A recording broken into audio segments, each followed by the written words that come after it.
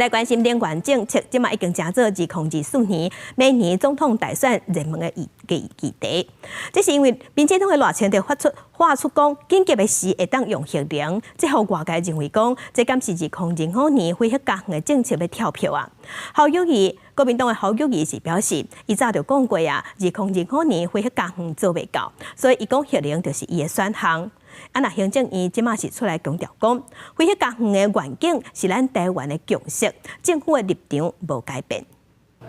2024总统大选焦点放在能源政策，民进党总统参选人赖清德伫北港台参加校园总统马拉松活动的时阵，被问到两环境中天然气无法度进口的时阵，如何应应能源问题？赖清德提出核能经济使用问题，也引起国外关注。民进党2025恢复家园路线是不是要放零呢？核三厂在2025年到这个运转的这个年限啊，在这种状况之下，目前相关单位有在规划，已经这个停机的这一个核能机组啊，维持一个可以未来紧急使用的这种情况啊，以备不时之需。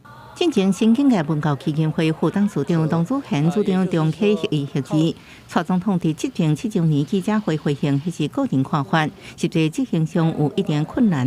不过隔8天，赖清德提出核能机组紧急使用，官体认为唔通只爱台积电，无爱核电，爱务实处理能源政策。面对核议核机，到底新北市侯友宜直接讲清楚。民进党说了2025非核家园。我一直说，这是做不到的。我一定会把核安一定做好，核废料妥善的处理，核能就是我的选项，在多元配比里面的一种。任何东西都是有代价，那你要发展高耗能产业，那你就要，那你不能说。我要台积电，我不要核电。我的态度啦，不要老是打高空。还有一点呢，要很务实的跟老百姓讲。民众党团批评核能只有启用甲无启用无应急的方法。